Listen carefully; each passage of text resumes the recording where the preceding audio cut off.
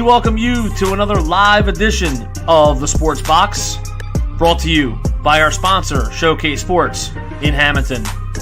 Showcase Sports for the elite athlete. And by our friends over at CrowdPlay. Download the free CrowdPlay app today and check them out at www.crowdplayapp.com for details. Ladies and gentlemen, it's showtime.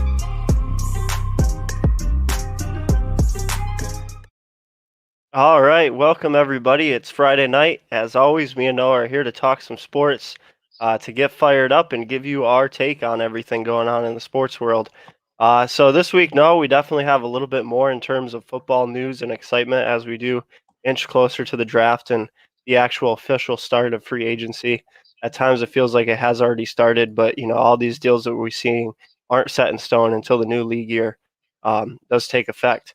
But yeah, a couple big things coming out this week. Obviously, J.J. Watt to the Cardinals.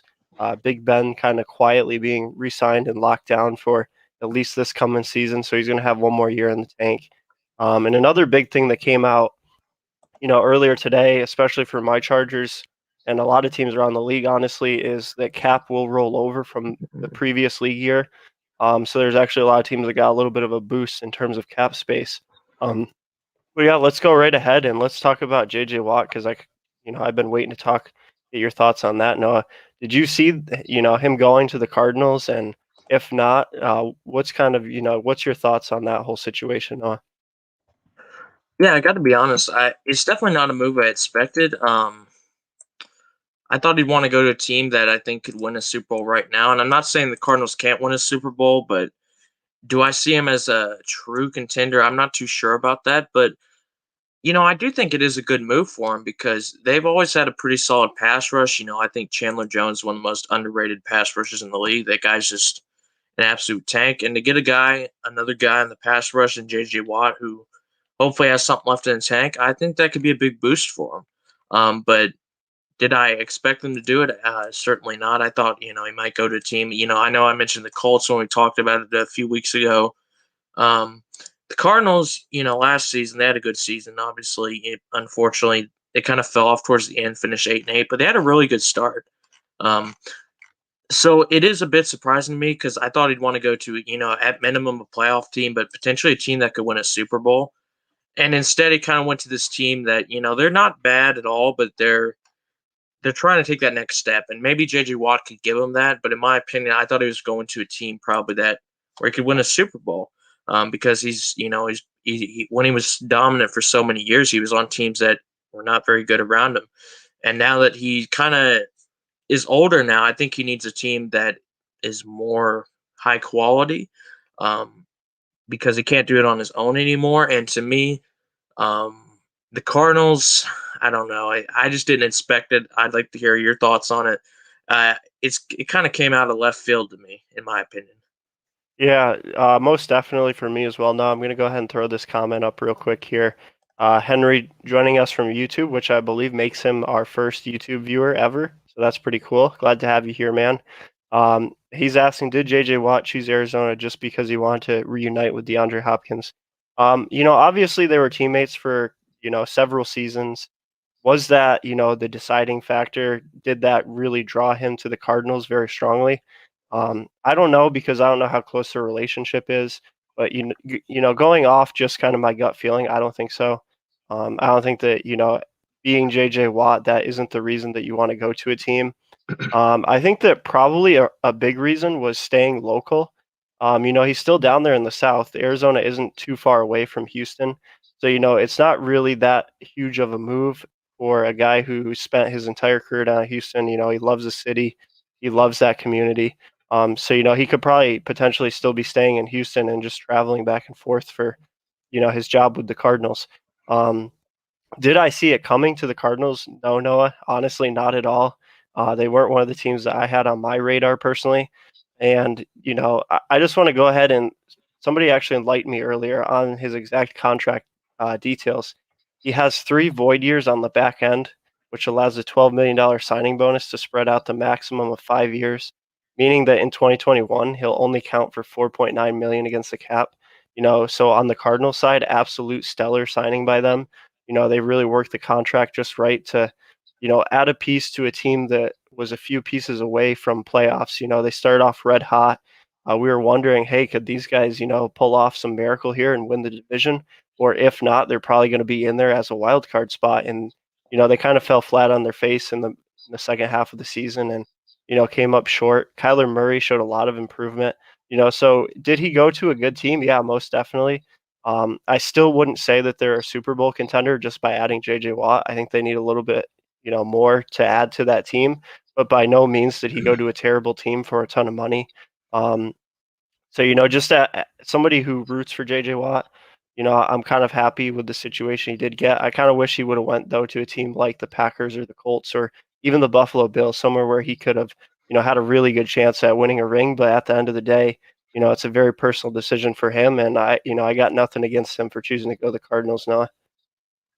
Yeah, absolutely. I mean, it's his choice, obviously, and you make a good point. Maybe he wanted to stay in that kind of southern area instead of going to somewhere like Green Bay that you mentioned, even though that would be, interesting for him because obviously he went to Wisconsin. But yeah, I mean, it's interesting. I think the Cardinals, when you look at it from an outside point of view, someone will see, oh, 2 years for 28 million, maybe they overpaid. But like you said, they've spread out the contract really well, so he's only making 4.9 million this year, and he's making 15.9 next year, and then before that, it's not really that bad. So I do think it is a good signing for them. But like you said, um, they started really well. Kyler Murray was even in MVP conversations. Of course, he fell off the back end. I think he had way too many interceptions down the stretch, but yeah, I mean, they got a lot of talent on that team. Obviously, I know Henry there mentioned DeAndre Hopkins, a former teammate. Obviously, dude's just an absolute animal. But I think you're right. They finished 8-8 last year. Is signing JJ Watt going to be enough for them to take that next step? And like you said, they're a good team. But the problem is, Garth, their division is so tough. The Seahawks, their offense is remarkable. They just got to fix their defense a bit. The Rams had one of the best defenses in the NFL last year before they ran into a red hot Packers team. And you can't count out the 49ers. I mean, they were only in the Super Bowl the season before last. Will they rebound as well? So it's not going to be easy for them. And the NFC, not just that division, the NFC as a whole is just very tough. So we'll see how it goes. Like you said, I'm rooting for him as well. I just really like him. But he's winding down the clock, so let's see what else he has to give. Yeah, it's very obvious that he is in the latter part of his career. He's not going to be, the guy that we saw get over 100 sacks in 10 seasons. I don't think he's going to play awful by any means. I think he'll probably be as long as he stays healthy, will be a contributing factor to that defense. And a guy you mentioned like Chandler Jones on that defensive line, that's going to help him be more productive because teams got to account for both of those guys, week in, week out. So that's going to help him for sure. Real quick, going to throw up some more comments here. Mike joining us tonight saying, hey, boys, and go Bucks. Yeah, man, obviously you guys are going to be looking forward to another season, keeping Tom Brady there. Definitely some guys that you guys are going to have to try to keep in-house and probably a couple guys that you're going to hate to see go. But that's the animal of the business there. And then Henry has another comment here that move may had the Cardinals playoff chances increase some. A wild offseason incoming. Yeah, for sure, man. Like I said, it feels like we're kind of already in free agency already with some of the big moves we've been seeing announced, but we're not even there yet. The new league year hasn't quite started. That is a little bit later on this month. But yeah, most definitely, like I said, it increases their chances. Yeah, it's going to improve that defense even more. Um, is it the one piece they needed to win the division? I don't think so. Unfortunately, JJ Watt isn't a young elite quarterback or a young elite offensive weapon or even, something like a lockdown corner in his prime. So no, I don't think that, all of a sudden that's going to make them win the division. And like Noah said, that NFC, not only the NFC in general, but that NFC West from top to bottom is really tough. Obviously the Seattle Seahawks, should they keep Russell Wilson, which is looking very, very likely. I feel like if he were leaving, we would have seen, a lot more talk of it now and a lot more, actual, plausible opportunities there. And the Rams, that defense, yes, they lost their defensive coordinator. He is the coach for my Los Angeles Chargers now, but I expect that defense to be still just as good with the same personnel, and they're just going to have a change of figure at the defensive coordinator. On the 49ers, are they the same team that made it to the Super Bowl? No, they're missing a few guys here and there. But are they way, way worse than that team? No, I don't think so. I think they got heavily derailed by injuries, and just a down year, honestly. No, a lot of mistakes. I feel like they were one of the more penalized teams in the league, and that and a combination of injuries really set them back. So I expect the Cardinals to compete for probably that second spot in the division, and I definitely expect for them to try and sneak in there as a wild card. I just don't see them doing anything crazy like making a Super Bowl or handily winning the division. Is my take on that. Yeah, I'm definitely with you. Now we gotta give him some fairness. It doesn't help when Chandler Jones was placed in IR last season when he's easily one of their best players. So getting him back would be big for them. I know him and Hassan Reddick, that will be a solid outside linebacker pass rushing duo. You add JJ Watt to that, if he's still got something left to tank, that would be very good for their offense or their defense. Excuse me. When I look at the Cardinals, I'm just kind of wondering. Kyler Murray, from what I've seen from him, he is under a lot of pressure very consistently. I know he was sacked a lot his rookie season. I think it improved a bit last year, but they might want to look at that. And, I do like Kenyon Drake, but I'm kind of wondering, is he that true franchise back kind of guy? Because, he's bounced around the league a lot, obviously. He wasn't the guy in Miami. Now he's found himself in Arizona. Well, I think he's a good player. I'm not sure if he's going to be a long term solution there. So I'd keep an eye on that as well. And DeAndre Hopkins, he's obviously a beast. I am a fan of Christian Kirk. Larry Fitzgerald is winding down. So what are they going to do for that third receiver? Maybe they'll draft a guy. Who knows? But like you said, they are a good team. It's a very tough division, though. So it's going to be very unpredictable. Cards compete for first in division with the Rams. Book it. Well, I wouldn't be surprised at all. I'm a big fan of the Rams. I think the Seahawks, they're good, but I think we saw a lot of times last year, Garth, that their defense, especially the secondary, isn't really that good. When they started to play a lot of really good teams, they kind of got exposed in that. I think Jamal Adams, he's a very good tackling safety, but as an overall safety, I think his game leaves a bit to be desired. Um, so I mean, we'll see. But could the Cardinals do something good this year? Absolutely. Could they win a Super Bowl? I'm not sure. Yeah, and a point that you made that I really liked there was Kenyon Drake, and is he a true franchise guy there? I was thinking about that a little bit after you said that, and just kind of something random to throw out there. He is another one of these Alabama highly touted guys, who had looked very promising here and there. But it seems like other than Derrick Henry, a lot of these guys are kind of more running back by committee guys who haven't become true running back ones in the league. So yeah, they may have to potentially look for somebody else in the backfield, if he's not really getting the job done there. But yeah, obviously I got to go with the Seahawks just because of Russell Wilson. Should they keep him, especially if they improve the roster a little bit there? Like you said, the defense, let them down huge. They lost to what was that guy's name? No, Wofford or something like that. The Oh, quarterback for the Rams. yeah, I know. Jared Goff got into that game. John Wolford came in, and yeah, they couldn't. He didn't have the best game, but he still did enough to beat him, which is you got to be a little concerned about that. Right. Anytime you're losing to, and nothing against John Wofford, obviously. I don't hate the guy by any means, but if he's coming into the game and beating you at home in the playoffs, obviously you got to take a look at your defense there. But yeah, should they improve the defense? No. Should they improve the offensive line? Obviously, I think really that's other than running back, the only huge need they have on offense is improve the offensive line, and obviously we all know how good Russell Wilson is.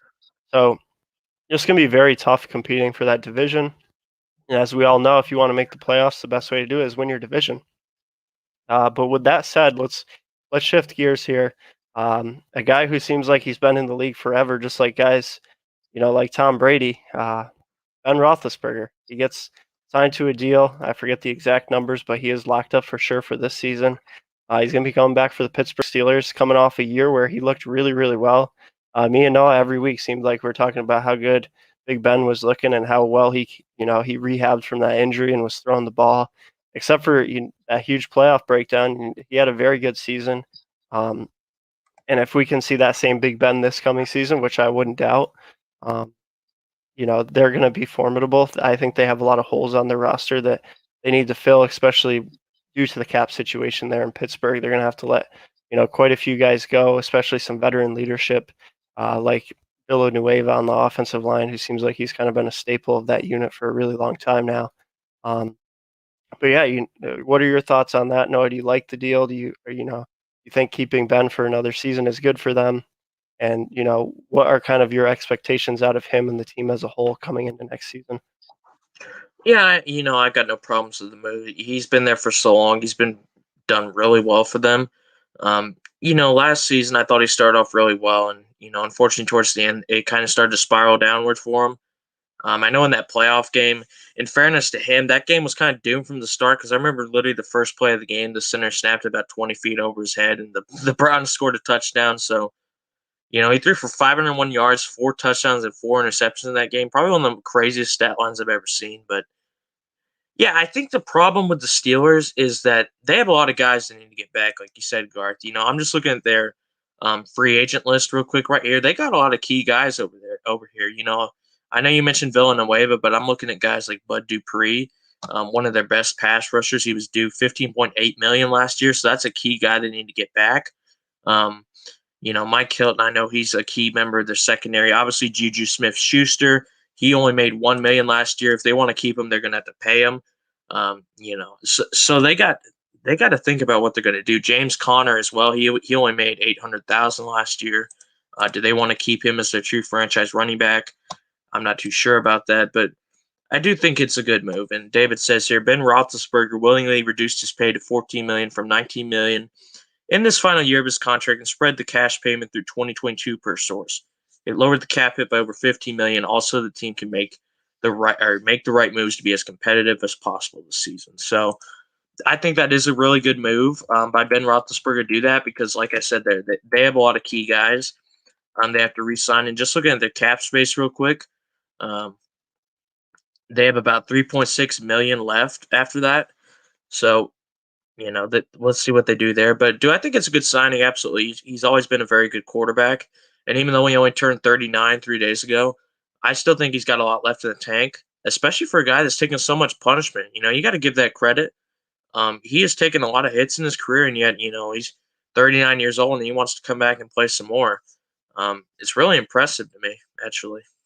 Yeah, just, definition of an Iron Man there in Pittsburgh, and we should see another great season out of him. But yeah, going along with what David commented there, I feel like this is really big by him. And I think it's kind of a testament to why guys like him have a Super Bowl ring. And I know Tom Brady did the same kind of thing up there in New England for years. These guys are willing to take a little bit less money so that the team can pursue some other guys and, give them a better chance to compete. And I've always said that guys who are willing to do that tend to be the guys who win Super Bowls. When you have guys, and actually, this reminds me of another topic that I wanted to bring up tonight, Noah. When you have Yep. guys like Dak Prescott, who are basically demanding that they make 90% of the money on the team, and will even hold out for it. I get it. You want to get paid. Don't get me wrong. I think everybody, for the most part, would be happy with as much money as possible that a team would be willing to pay you. But at the same time, it's like, how much do you value winning and how much do you value losing, but making a lot of money doing it?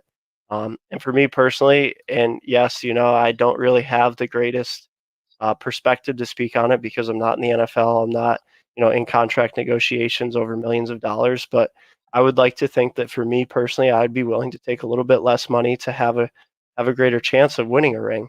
Um, but, that's just kind of my take on that, Noah. But, going along with that, what are your thoughts on Dak Prescott? And, that was one of the other headlines this week that reportedly he's saying that he wants to be paid just behind Patrick Mahomes.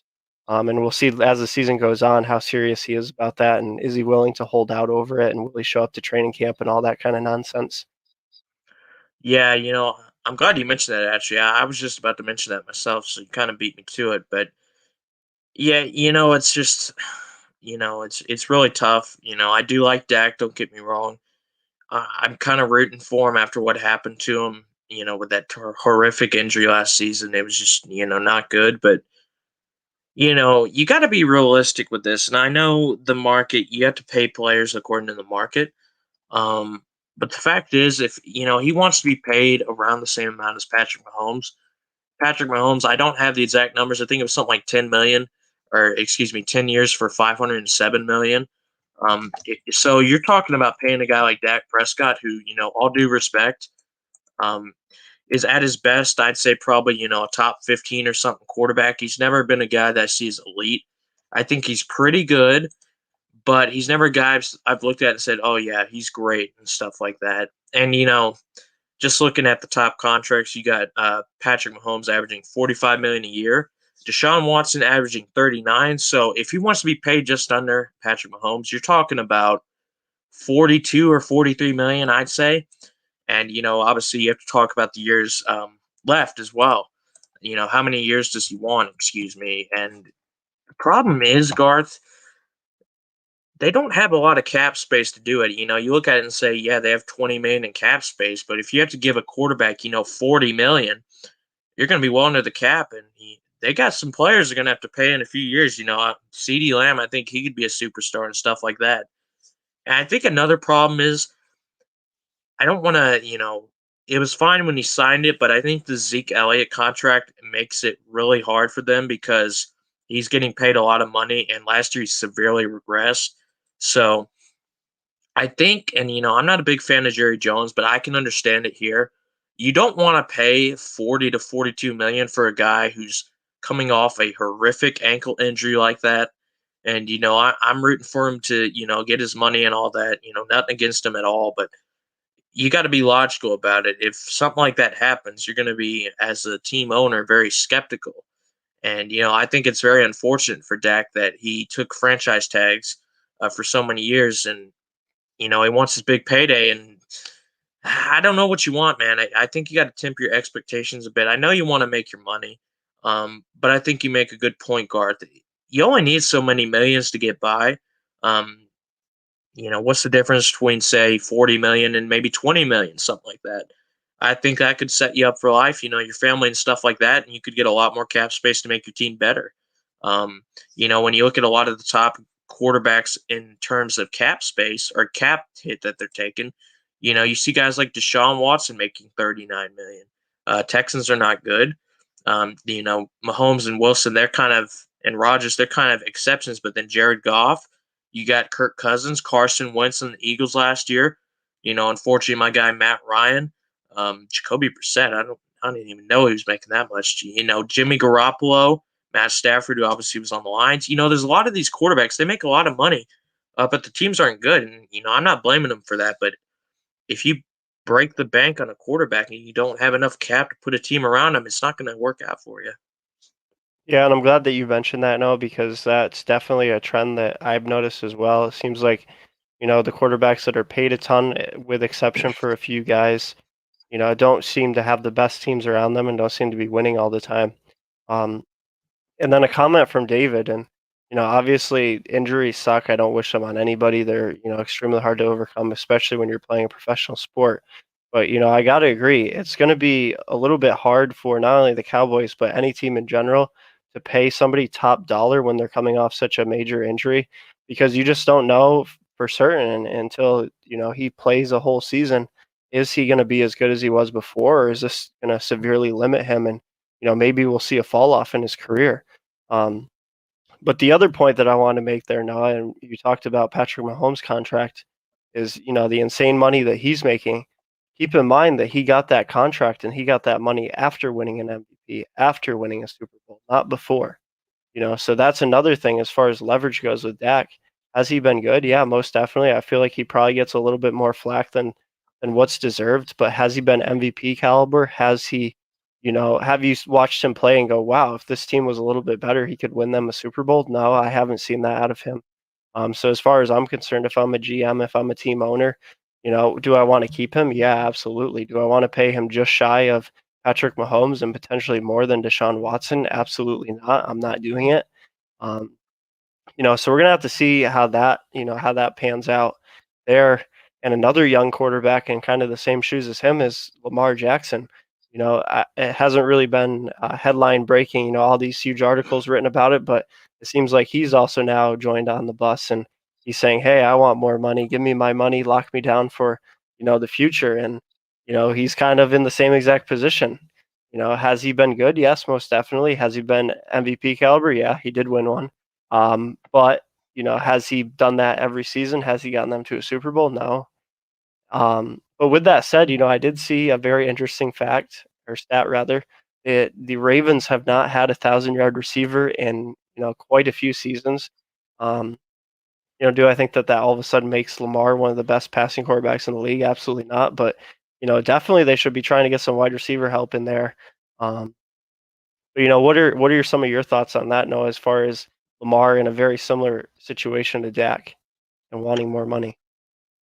Well, I think you make a good point there. A lot of these quarterbacks that get paid a lot of money, they've done it before, like you said. Obviously Patrick Mahomes, but Russell Wilson. He's never won an MVP, but he's won a Super Bowl, and he's been right at the top of his game for a very long time. Deshaun Watson, I think, could win an MVP at his very best. Absolutely. Aaron Rodgers, he just won another one this year. Carson Wentz was in MVP talks. Unfortunately tore his ACL. Matt Ryan won an MVP. So I think you're right that you have to do a little bit more than a guy like Dak has done. And I think it's kind of the same with Lamar now. I love Lamar. I've defended him for a long time when a lot of people were shitting on him pretty much. I think he's a fantastic talent, but he does have some holes in his game. I think he's good with the short passing and the offense the Ravens run tailors to that, but he has to work on his medium and long passing a bit more, in my opinion. Um, you know, he's great at getting away from pressure, but when he has to make a throw under pressure, a lot of times he's not very accurate. So I think if he wants that kind of money that Dak is talking about, 40 to 42 million, temper your expectations a bit. I think he could be very good. He's got all the tools, in my opinion, to do it. Obviously the incredible athleticism. I think he's got a really strong arm, but he needs to work on, I guess, his fundamentals and stuff like that so he can deliver a more accurate ball because his short pass is fine, and that's what their offense tailors to. I think John Harbaugh's done a great job with that. But I think he needs to get a more well balanced game if he wants to be up there with the top of the top. Yeah, most definitely. And, I'm glad a point that you make there, Noah, is the fact that he isn't really the best deep ball thrower. And just, thinking off the top of my head real quick, some of the best guys in the league throw an incredibly beautiful deep ball. Aaron Rodgers, Josh Allen, Russell Wilson, even my guy Justin Herbert. A lot of these, and obviously guys like Tom Brady, their arm strength is getting weaker as they age, but in their prime, all these guys seem to throw really, really accurate and great deep balls. And that's really how you have a lot of success passing the ball because when you can throw it short, medium, and long, it makes the defense, they can't cheat one way or the other. So obviously you're going to be more successful there. So yeah, I mean, I'm rooting for Lamar, like you said. I feel like he's another one of those guys that probably gets too much flack, much like Dak Prescott. Um, as far as paying both of them top dollar, absolutely not. Like I said, if I'm a GM, if I'm a team owner, I'm not doing it. Maybe I'll try and give them a little bit more to keep them happy and keep them in the building, but not top dollar. Um, so sticking, with this quarterback train and kind of moving around the league and speaking in terms of quarterbacks specifically, another team that has a really interesting quarterback situation is the Washington football team. We just found out earlier today or yesterday maybe that Alex Smith will be cut once the league year starts. That's going to leave Heineke on the roster, Dwayne Haskins Jr., who obviously they were not very happy with last year, as he was seen out partying in the club in the midst of COVID and not wearing a mask. And they're a team that is not. I would not say they're a great team, but the defense, is phenomenal. They got a lot of youth. They got a lot of really promising guys. Just overall as a unit, they play really, really tough, and that's enough to keep them in a lot of football games, as we saw that game with the Buccaneers. And even on the offensive side, the offensive line's, stout. You got some weapons there at the wide receiver position. So, they're a team that potentially could be a much bigger playoff contender with somebody great in there at quarterback. Um, and I know there's rumor of Marcus Mariota, or that's going to cost them a lot due to the contract that he's in. if he were to play a reasonable amount of time in the season, he would be owed, somewhere in the area of $20 million, which is absolutely insane in my opinion. Always a huge fan of Marcus Mariota, but to think that this stage in his career that he could be getting paid $20 million a year is kind of, I just kind of shake my head and laugh at it, honestly.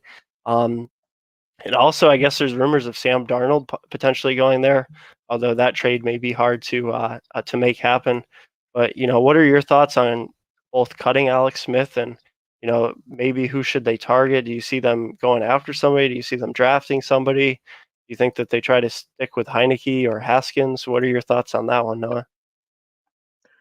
Well, it's very interesting. I'm not too surprised to let Alex Smith go. Obviously, fantastic story and all that. But the fact is, he came back from a absolutely horrific injury. The guy is, I believe, 36 years old.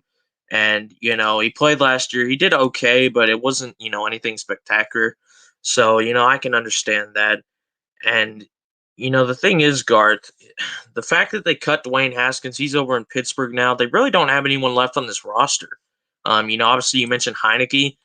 They have Kyle Allen, who's an exclusive rights free agent, and then Steven Montez, who hasn't even played at all in the NFL. So it's very concerning. Now I like Taylor Heineke. Obviously a nice Georgia boy. He grew up really close to me. I believe he went to Old Dominion. Um, but he did a lot of good in that playoff game I saw against the Buccaneers. But obviously he doesn't have a big resume. So do they want to turn over the franchise to a guy like him? I'm not too sure. And then when you look at their salary cap and you see that they have 54.2 million in cap space, I'm kind of thinking, are they going to make a move for one of these free agent quarterbacks, or are they going to draft another quarterback? Now, I think that they should be careful drafting another quarterback because obviously they took Dwayne Haskins a few years ago in the first round. Unfortunately, that didn't work out for him. But there's some options out here. Jacoby Brissett is up. It looks like undrafted free or unrestricted free agent. Excuse me. Obviously they could always go for a true veteran like a Ryan Fitzpatrick.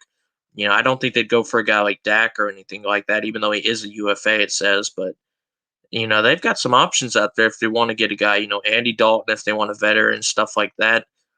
But other than that, it's very top heavy at quarterback. You're looking at Dak Prescott. Obviously, Alex Smith isn't coming back. He's the second highest on this little free agent quarterback list. Jacoby Brissett, Mitch Trubisky, Ryan Fitzpatrick, Tyrod Taylor. So, we'll see what they do. I'm not too sure, honestly. It's the Washington football team, as we now call them. You never know what Dan Snyder's going to do. Maybe they'll just go with Heineke. I can see that as well. Yeah, I could definitely see just about any situation going down there in Washington. As Dave threw in there, Cam Newton is definitely a possibility. Another guy you mentioned there, Noah, Tyrod Taylor is obviously, kind of a league journeyman. He's an option. And Andy Dalton, actually, that was a good one that you brought up there. I was reading something on him earlier. On one hand, he would like to stay in Dallas. He's, content living there, I guess, and his family is there and all that good stuff. But at the same time, this is a guy who obviously wants to still be a starter. He played for the Bengals, for seasons before hit this 1 year stint in Dallas. So he probably definitely feels like he's still capable of being a starter. He did pretty solid in Cincinnati. He wasn't elite by any means, but he definitely wasn't terrible. And it's not like he had great teams around him all the time. And we all know the Bengals are the Bengals, kind of like the Detroit Lions. You don't expect much out of them, unfortunately. But so he's definitely a possibility for sure. The good news is, like you said, they have a ton of cap space. The quarterbacks that I could realistically see them getting are going to take up a lot of that cap space. So should they get somebody who is just enough, like an Andy Dalton, they could potentially put the right pieces around him. Like David said, and the name was escaping me earlier. Terry McLaurin is absolutely phenomenal, one of the best young receivers in the NFL. Imagine pairing him with somebody, at least an average quarterback in the NFL. Nothing against Washington's quarterbacks, but pair him with somebody good. His numbers may even go up higher. And I was just looking at their team needs. They do talk about offensive tackle position, adding a tight end, especially a receiving tight end. And a couple things here and there on defense, but overall there isn't, like huge holes all over this roster to fill. So that and the combination of having cap space and potentially maybe getting somebody who's just enough on cheap and investing a lot more into all the positions around him. And what is a crazy division, as we all saw this last season, Noah. When you can win your division with a losing record, you don't have to do too much to make playoffs, and ultimately that's the goal, is just to get into playoffs. So, I think that this is a very interesting offseason. If we have any Washington football team fans, as we now call them, here watching, this is an offseason that you guys should be really excited for. You just need to get somebody in there who's good enough to game manage essentially, and fill some of those holes on your roster, improve some, and who knows what can happen in that division, Noah. Yeah, absolutely. And I think a lot of people, if they don't follow the NFL that closely, they'll look at them and see that they went 7-9, I believe it was, and think they're not that good a team. But Garth, they came on hot down the stretch. A lot of times with the NFC East, when we were talking about it, you were kind of thinking, would it be the Eagles or would it be the Cowboys? And then, there was even a period where people were thinking maybe the Giants would win it.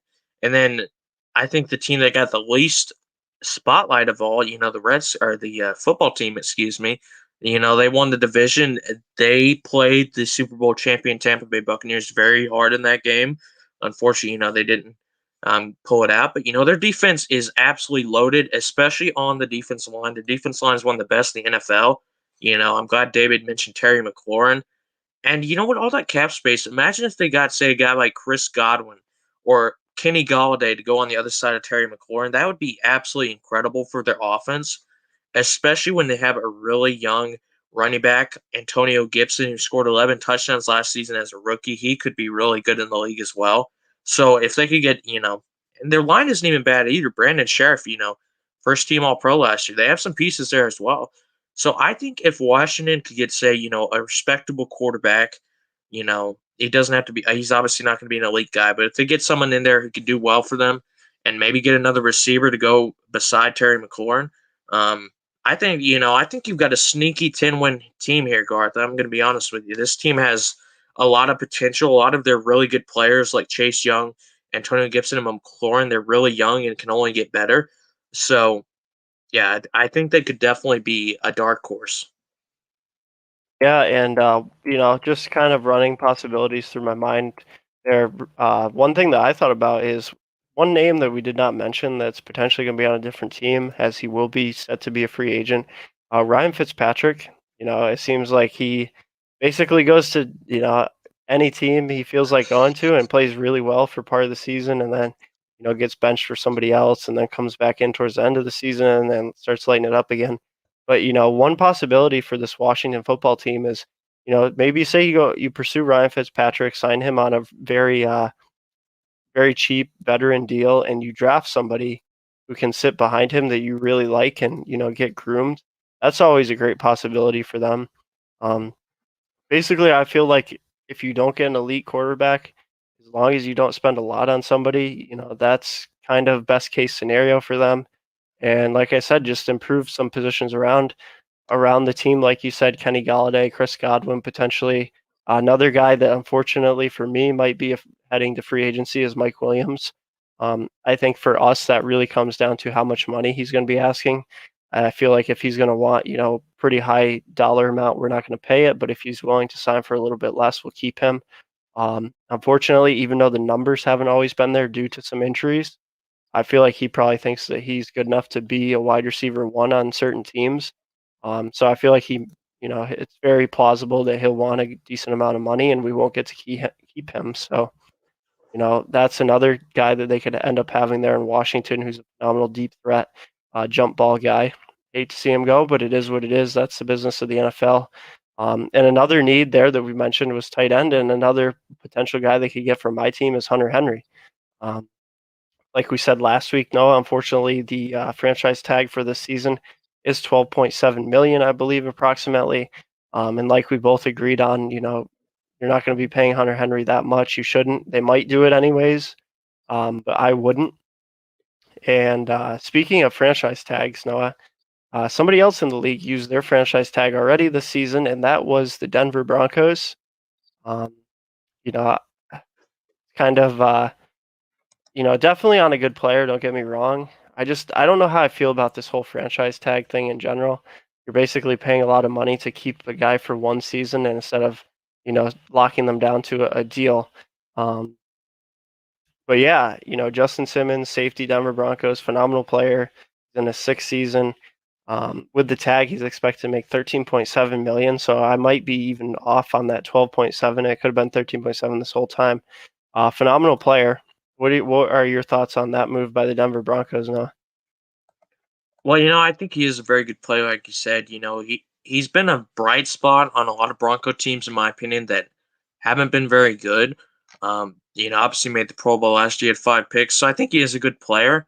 I don't have the franchise tag numbers up right now for what I think he's a free safety is going to get, but I'd assume it's at least 10 million, something like that. So they're gonna have to pay a pretty penny to keep him on that franchise tag, but yeah, you're right. The franchise tag is very interesting. Do you agree with it or do you not?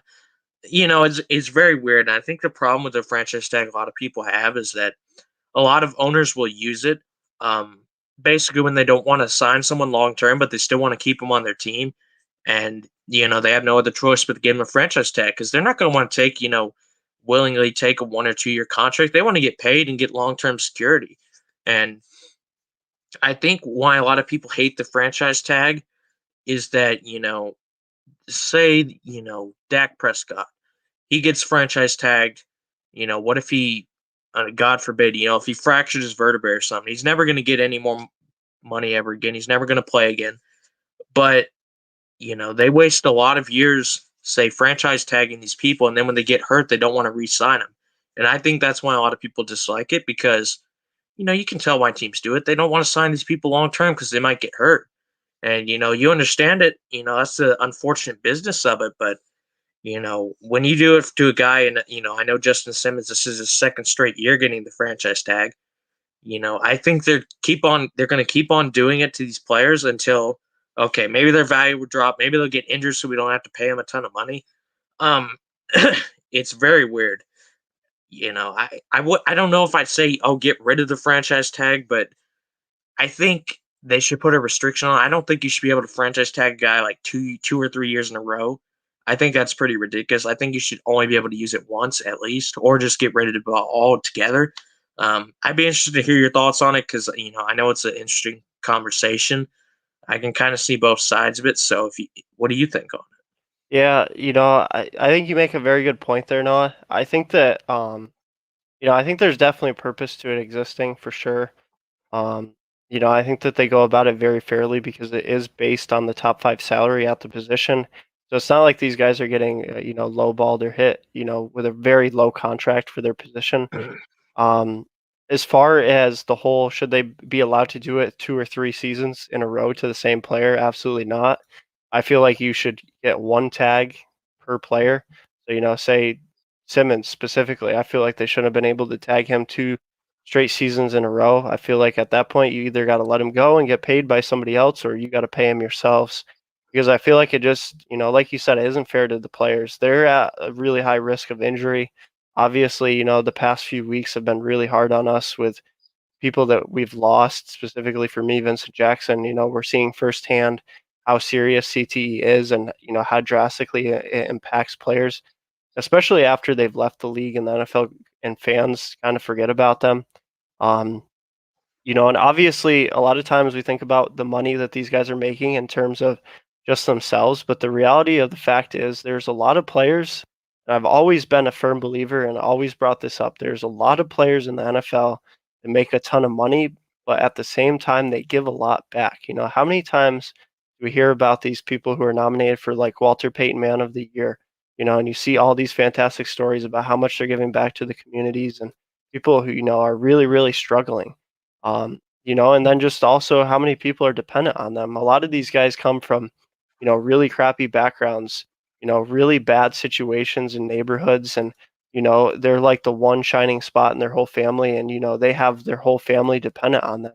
So they're sometimes we got to take away just the sports aspect of it and think about it in terms of daily life and everyday things that happen to us.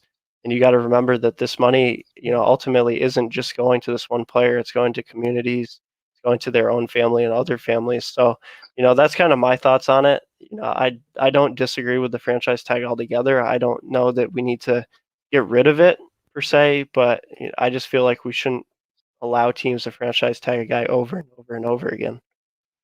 Yeah, and I think you make a great point. And obviously, these guys want to get paid. Everyone respects that and all that. But I think what they want more than just the money is the security. To know that they're locked into, say, a 3 or 4 or 5 year contract. They're getting paid really well, and they don't have to worry about their future. And I think, yes, you're absolutely right on the franchise tag. They don't have to worry about the money, but what about the rest of their career? Could they lose potential to get a lot more money by playing really well if they get injured or something like that? And so, it's just I think it's a issue of, do you go for logical approach, which is what the owners think, we don't want to pay a guy a lot of money if he gets injured, or do you go for the more, I guess, emotional slash moral approach to where it's not fair on these guys to keep getting franchise tagged over and over again every single season, just give them a contract basically. So I don't think the NFL will ever get rid of it if that's the question, but I certainly would be interested to see if they'd ever consider it at least because this is something, this is not something new. We've been discussing the franchise tag and, should it stay or should it go for quite a few years now. And, I think a guy like, especially Kirk Cousins, I think when he got franchise tagged, I believe it was 3 years in a row or something like that. You had a lot of people talking about it. And to me, I'm okay with the franchise tag staying. It's not, ridiculously stupid or anything like that. You have to obviously pay the guy you tag a lot of money. You can only use one tag. But I think if they added it to, like I said, to where you can only tag a player one time, I think a lot less people would have a problem with it. Yeah, most definitely. Because I feel like, more times than not, when we see the franchise tag, I feel like we're seeing a lot more situations where guys are being tagged, 2 or 3 seasons in a row versus, one season they tag this guy, then the next season they're tagging somebody else. Because basically what's happening is they're using it on guys who either are, potential of injury or are coming off of injury. And, they want to keep these guys on the roster, but they don't want to pay them top dollar and they don't want to see them leave either because they know that there's still potential there for that guy to either return to his old form or overcome that injury and be as good as they were predicted to be. Um, so for all purposes sake, it's kind of like these teams are taking a bet on this player. And I just don't think that they should be able to do that to the same guy over and over for multiple seasons. But with that said, Noah, and I'm glad that I kind of randomly remembered this. One thing that I was super excited to talk about tonight is news this week coming from the athletic director, University of Alabama. Alabama absolutely plans on having full capacity stadiums this fall for college football. And it seems that kind of the consensus out of athletic directors and universities and the SEC specifically is they all plan on doing this. My personal take on it is one, I hope that by the fall we're in a situation where there really isn't any controversy surrounding it. Obviously, I don't want anybody to get COVID or have, serious struggles with it. I don't wish that on anybody. But two, what I feel like the biggest driving factor behind this, Noah, is, and back when we first COVID started impacting sports, I kind of did my research, and it's the fact that a lot of these big time universities that we constantly see in the spotlight and love watching play, in these big primetime games, football is everything to the university. Obviously they have many, many more sports, but at the end of the day, the revenue from football literally pays not only for the football program, but for all the other sports. And I think that a lot of these universities, a lot of these athletic directors are kind of looking at it like, hey, we did our season where we were as strict as possible. We did all the COVID protocols. We kind of suffered financially this season. We're ready to get back to normal. We got to recuperate that money and we got to be able to pay for, not only all the other sports, but just the cost of running a university. Um, Obviously, like I said, I don't wish COVID on anybody, but I hope that by that point in the season, there is no controversy surrounding it at all. And, I'm obviously really excited. I honestly, genuinely really, really missed going to football games this season, Noah. I've always, here and there gone to sporting events throughout my life as a big sports fan. But that first year of living down here in Florida and getting to go to Gators home games when it was a packed environment pre-COVID, that was just a really, really fun experience, and I obviously really miss that. Um, so what are your thoughts on this one, Noah?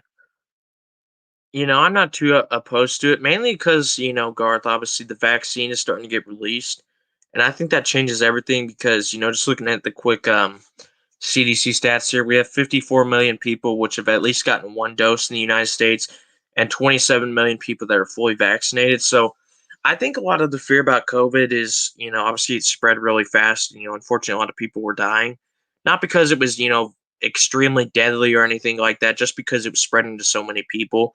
And, obviously it affects the elderly and the immunocompromised a lot more. But now that the vaccine is out, I think that will take away a lot of that fear because, you can always catch something and unfortunately die. But now that the vaccine is out, I think that, organizations like the NCAA, they're going to be a lot more willing to allow this full capacity crowds.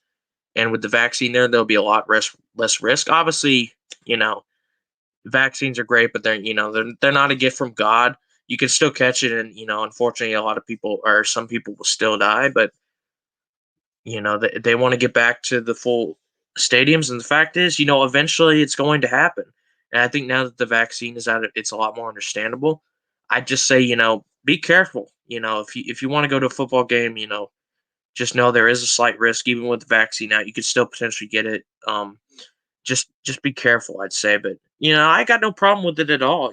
Now that the vaccine is out and all that, people are getting it. Hopefully the fear of it will start to go away. And you got to remember as well, Garth, this is 5.5, 6 months from now, pretty much. There's still plenty of time for everyone to start getting vaccinated if they want to. So the threat of it will slowly start to go away. And I'm sure a lot of stuff will start to open up as well. We can finally get out of lockdown, and hopefully, it's been roughly a year since this started. Hopefully, it can start to end soon because, I think I speak for everyone. It was fun at first and all that, but it's really gotten old by now. So, let's just get back to normal.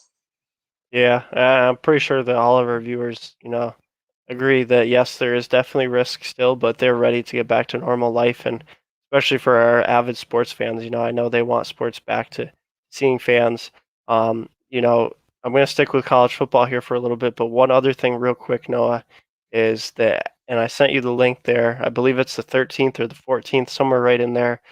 Tampa Bay Lightning are allowing fans in limited capacity to start going to games, which, for me is really, really awesome because I want more than anything to be able to go to a postseason game this year. Bearing we make playoffs, I feel like we're definitely going to make playoffs, but obviously nothing's guaranteed in any sports. But, I really look forward to doing that. But, sticking with college football, Noah, one thing that personally got me really excited is tonight for my Florida Gators football was their first scrimmage, 50 players, and for most people, oh, what's so significant about that? Why are you excited over, just a scrimmage of the same team playing each other? Well, last football season, not only did we not have spring practice, but we didn't have the annual spring game, which for a lot of these big football universities, that's like their big to kick off football season thing that everybody gets pretty excited for. And there weren't any scrimmages because players were trying to be as socially distanced as possible. So, it's just one of those things that shows us that, hey, we're starting to finally overcome this day by day, and we're starting to finally turn the corner. So, as me, who's someone who tends to be optimistic, it just gives me a lot of hope for the upcoming football season. Yeah, me too. And obviously, you got to give a lot of credit to these, sports leagues around the world. They made the best of an absolutely terrible situation. You know, the fact we had a full NFL season, is absolutely incredible. College football, sure, it was shortened, but it was still pretty substantial. Obviously, MLB was really short, and same with the NHL, but we still had full playoffs and all that. We crowned champions. Um, F1 had a 17 race season, stuff like that. It's absolutely incredible, and hopefully, something like this never happens again, so we don't have to worry about everything shutting down. I didn't even mention the NBA as well. They did a fantastic job with their hub cities and all that. So, yeah, hopefully we can get back to normal. I miss the 82 game seasons for hockey and basketball, stuff like that. Not having to worry about football games and all that being canceled or delayed to Wednesday or Tuesday, and all these random days. Um, and just be nice to finally, go outside, not have to worry about, oh my God, am I going to catch this virus you can't see at all, and potentially spread it to someone who's old and they die. So yeah, it'd be nice to hopefully return to normal really soon. Yeah, and I'm glad that you mentioned sports organizations making the best of a terrible year. Now, I just want to take the time to give a huge shout out to all these athletes that competed. Just like anybody who worked through all of this or worked at all, um, they put themselves at risk. But not only that, I'm sure by now all of us have seen a video of COVID testing. Thankfully, I haven't had to get tested, but it definitely isn't anything that looks pleasant. If you guys haven't, basically, you get a huge cotton swab stuck up your nose, and not just around the tip. They have to put it in there pretty far. And these guys were having to get tested every single day, Noah.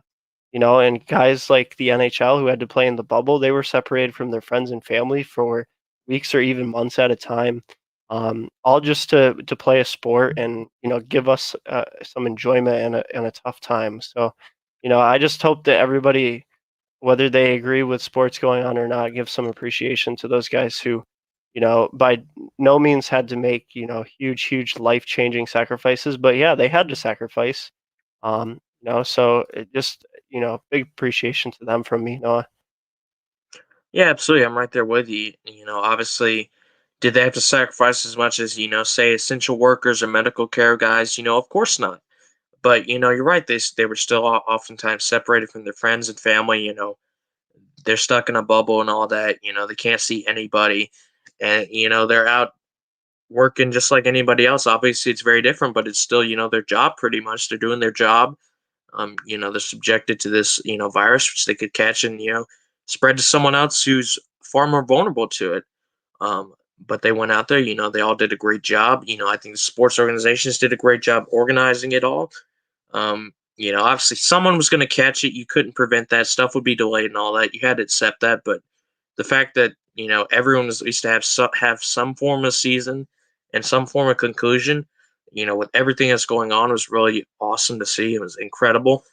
And I think you're spot on, Garth. A lot of us use sports as a kind of our getaway from real life, and the fact that even while this terrible crap that's going on, that we were still able to have sports, still have a full NFL season, a pretty full college football season, a fantastic NHL playoffs, MLB playoffs as well, NBA. It was awesome. It was obviously very different. It sucks that you see so many great things that happen this year sports wise, and there's no fans or very little fans. So, and just speaking personally, I just love, when I'm a neutral watching a game and the home team makes a massive play and the crowd goes crazy and all that. That's what sports is all about. And I think we missed that, but it was still the best of a worst situation.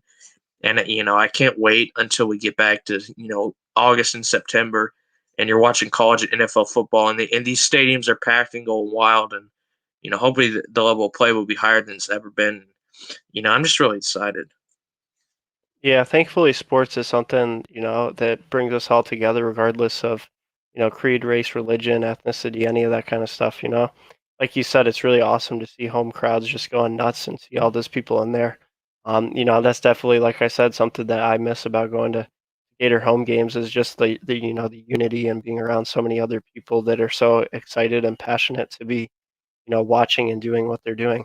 Um, but, one thing that before I kind of wrap us up here, Noah, that I wanted to mention real quickly this weekend, a sport that we haven't talked yet about tonight.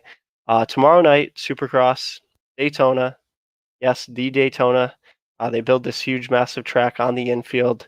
Fans, if they pay a lot of money, get to sit down low, but the majority of fans will be up in the stands, just like if they're watching a NASCAR race. Ken Roxon still has the red plate. Cooper Webb, red hot after two straight victories, is right on his tail. And then we have Eli Tomac, which we talked about last week, is still alive in the point standings, Noah. And this has easily been one of his best tracks throughout his career. I believe he's won it like the past 2 or 3 years consecutively. So tomorrow night is going to be a really good time. If you guys don't really have anything going on, you don't really have too much to watch, I highly recommend you tune into Supercross, because not only is it one of those really cool venues, one of those unique settings for sport. it's going to be a really good race. We got three of the best guys we've ever seen do it, three of the most talented guys we've ever seen do it, battling it out for a championship, and they're right there neck and neck. So it's going to be really good, Noah, and I'm personally really, really excited to just sit down and watch that.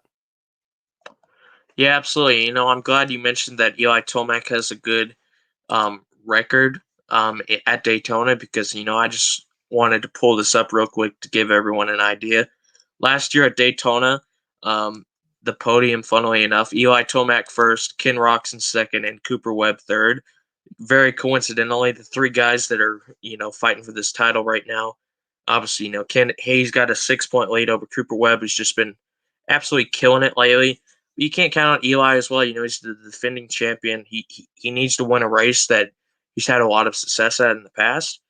And this season, obviously it's fantastic to watch, and it's coming down the wire. I think it's going to be very interesting. Obviously, like you, I'm rooting for Kenny Roczen, but it's obviously not going to be easy. It's going to be very entertaining, especially the neutral fans who have no preference for who wins. Um, so yeah, I'm very excited. Obviously Daytona, just the legacy of that place and all the racing that has gone on there for so long. Just thinking about stuff, even though I'm not into it much, but stuff like the Daytona 500 and stuff. I mean, it's just legendary to any racing fan, any motorsport fan, or really any car fan at all. Any motor or auto fan. And I know obviously you're big into cars because that's what you work it with as well. So it's got to be even more exciting for you to see events like this. But yeah, I'm hoping for a good show tomorrow night. Saturday night, I think it is what could be better than that. Yeah, and just so you guys do know, Supercross and motocross are sports that do not get canceled due to rain, which the forecast here for tomorrow is very, very heavy rains. So it very well could be just a huge mud fest out there, which if you guys have never seen a mud race, basically these guys, instead of soaring, really uh, high feet and distance-wise through the air, they're just kind of going to be, trying to keep upright and fighting with the bike and fighting over bumps, which really allows anybody to win. So should they get pounded with rain and have a mud fest, and just like Noah said, this is just a really unique venue. Obviously, it's at Daytona. Daytona has such a legacy, but for Supercross specifically, this for Supercross is like the Masters for PGA or the Daytona 500 for NASCAR or the Nuremberg for autosports racing. This is just the premier venue and event for Supercross. Like I said, if you guys don't really have too much going on, there's not much on for sports that you really, really want to sit down and watch. I just, highly recommend tuning in. And in the 250 class, it will be the East versus the West. They race a separate series, but a few rounds here and there, they do come together to compete against one another. Just like the 450s, it'll be the best against the best. So I just highly recommend tuning in, guys. For me, I'll be really excited to watch it, and I'll be really excited watching it knowing the stuff like F1 is just around the corner, Noah. Yeah, I know. I think it's actually only 2 weeks away. I think it started March 19th of the race weekend. That's going to be fantastic as well. Glad I got you into that because, like I said, that stuff is really awesome. Obviously, we've discussed all the storylines and all that, so we won't go into that again right at the end, but that's going to be very exciting as well. And, big fan of motorsports, not really into NASCAR, but stuff like obviously F1, Supercross, and MotoGP. I think that stuff's awesome. Like you said, the mud race is going to be absolutely wild, just like any race is when it's raining. So, yeah, it's going to be awesome to watch. Yeah, and just another good weekend of some racing, and I know there's some UFC fights on tomorrow night as well, free on ESPN. Obviously, NASCAR on Sunday for those of you who enjoy it, and NHL obviously, and MLB spring practice. Baseball has started back up. We're closing in on that season, so just day by day, we're getting closer and closer to not only life being back to normal, but also sports just being absolutely phenomenal. So just a lot of hope and optimism and excitement out of me, and I'm going to go ahead and unless you have anything else that you really want to discuss, no, I'm going to go ahead and wrap us up here. As unfortunately, as always, I do have to work first thing in the Nah, I just same as usual, pretty much. Don't have anything special to add. Just want to say, thanks to everyone for watching. I had a lot of fun doing it as usual, and like you said, a lot of good sports, coming up. NFL free agency starts, I think, in about a week. I know free agency always starts on the new league year, which is usually a Tuesday. So, I don't have the exact date. Maybe it's even next Tuesday, but it's coming up really fast. There's going to be a lot of stuff to see there. NHL and NBA, they're going for the playoffs. MLB starting up soon, like you said, with spring training. And obviously motorsports and stuff like that. So it's going to be absolutely phenomenal. We're going to have a lot to talk about, a lot to watch as well. And, I look forward to it. This is really fun to do. So, Yeah, most definitely. I had an absolute blast tonight. As always, as Noah said, we love having you guys here. You guys make the show. Thank you so much for joining. And just as we said, sports are heating up, and that just gives us more and more stuff to talk about. More feedback from you guys, more excitement on the show as we look to improve each and every week. So just really looking forward to the next several weeks. Free agency, NFL draft, all that good stuff that we've talked about every week now. And just thank you guys for joining in. Thank you for being on the show with me, Noah. And as always, we'll be looking really forward to seeing all of you guys here 9 o'clock next Friday night. Just looking to put on a hell of a show for you guys. take care, everybody.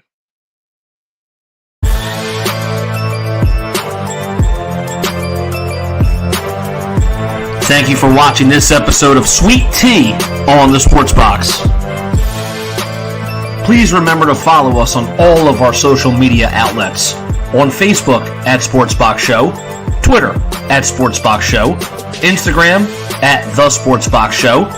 Find us on YouTube and join Outside the Box, our Facebook sports discussion group. The Sports Box is brought to you by our sponsor, Showcase Sports in Hamilton. Showcase Sports for the elite athlete. And also our friends over at CrowdPlay. Download the free CrowdPlay app today and use promo code THEBOX at sign up for 10 free points. Thank you for joining us.